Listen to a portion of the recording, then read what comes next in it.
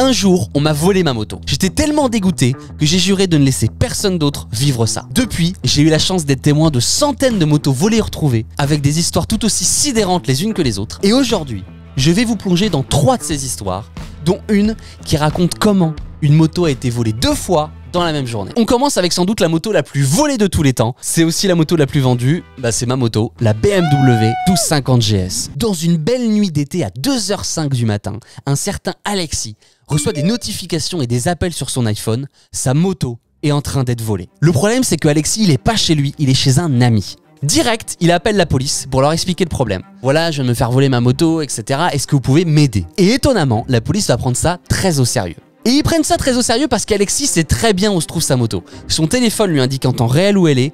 Et là, elle vient de s'arrêter à seulement 800 mètres de chez lui. Alexis monte dans sa voiture, se dirige vers la moto et se gare un peu avant le lieu de la planque discrètement. Oui, parce que les voleurs sont certainement encore sur place. La moto vient de s'arrêter. Quelques minutes après, 2 agents de police arrivent sur les lieux, hyper réactifs. Alexis les voit tout de suite et les arrête. Enfin, les arrête, une façon de parler quoi. Et ensemble, ils vont regarder le téléphone et ils vont vite se rendre compte que la moto est dans un sous-sol en fait. Le garage est juste à côté, à une trentaine de mètres. Les 2 agents de police qui sont encore dans leur voiture ne perdent pas une seule seconde et accélèrent en direction du garage. Arrivés devant, ils voient que l'énorme porte de garage est encore ouverte.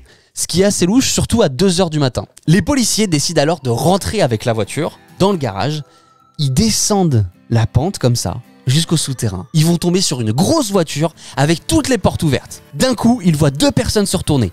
La police vient en fait de tomber nez à nez avec les voleurs. Tout de suite, les voleurs se mettent à courir et même si la police ne parviendra pas à les attraper, ils vont quand même pouvoir retrouver la moto d'Alexis dans un box. Et surprise, en ouvrant ce box, ils retrouvent une 2e moto volée qui avait en fait été prise quelques jours plus tôt. Et en plus de ça, cerise sur le gâteau, la grosse voiture qui était dans le parking était elle aussi volée. 3 véhicules récupérés en quelques heures. On est super content, le mec était refait, bref, c'était génial. Avant de vous parler du gars qui s'est fait voler sa moto 2 fois dans la même journée, je vais vous raconter maintenant l'histoire de ouf de Martin, un gars déterminé qui a voulu aller chercher lui-même sa propre moto volée. On est à Toulouse, là où je suis là en ce moment. Un soir, il y a quelques mois, le téléphone de Martin sonne en pleine nuit. C'était une alerte vibration détectée. Il se précipite à la fenêtre pour vérifier sa moto parce qu'elle est garée dehors, mais il est déjà trop tard. Le temps de comprendre ce qui se passe, il aperçoit tout juste un fourgon en train de démarrer et repartir. Panique totale à ce moment-là. Oui, parce que là, vous êtes devant la vidéo, tranquille, mais quand ça vous arrive pour l'avoir vécu, t'as une adrénaline de ouf. Martin est dégoûté parce que sa magnifique Yamaha Ténéré 700 vient de s'envoler. Mais là où c'est différent, contrairement à moi à l'époque, qui me suis retrouvé comme un con devant mon garage avec plus de moto, mais là il peut la localiser sa moto. Il ouvre son application, il voit sa moto en train de bouger et d'un coup, plus rien. C'est là où Martin va prendre une grosse décision risquée que je conseille absolument pas. En plein stress, il va se dire ok, je vais aller voir si la moto est bien à l'endroit indiqué sur l'application avant même d'appeler la police. Il arrive sur place à peine 20 minutes plus tard et là il passe à pied discrètement sur le trottoir d'en face où la moto est censée être garée. Il avance comme ça, il regarde et là, dinguerie monumentale. Déjà de 1, il reconnaît sa moto, c'est bien la sienne, putain elle est là quoi. Et de 2, il reconnaît son antivol qui est encore accroché à la roue avant.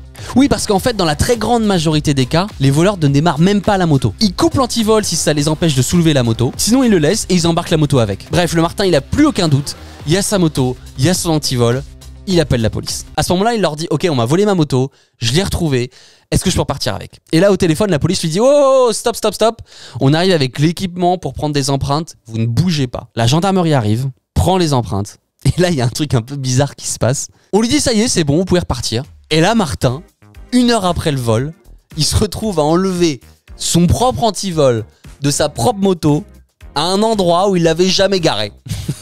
C'est énorme. Martin part et c'est terminé. Je trouve ça incroyable.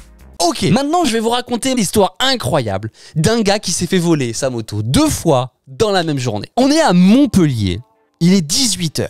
Jean-Kévin, on va l'appeler Jean-Kévin, il vient de se faire voler son magnifique Supermoto, un Husqvarna 701. Bref, Jean-Kévin, il est en sueur de ouf, mais pas bête. Il envoie un lien de localisation en temps réel pendant que sa moto est en train de se faire voler à l'agent qui est juste en face de lui au commissariat. En moins d'1 heure, la moto elle est retrouvée, récupérée.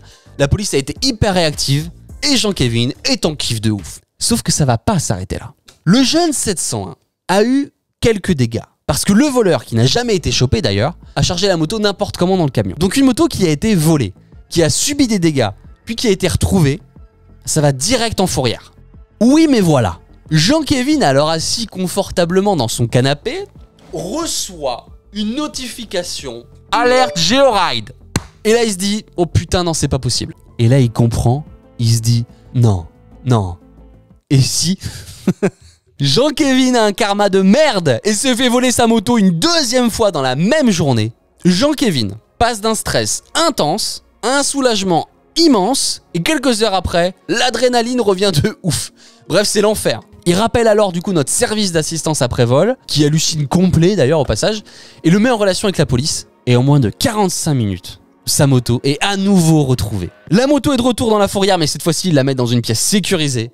Et depuis, il n'a plus jamais eu de tentative de vol. Je pense que j'ai pris ma revanche sur le vol de ma moto.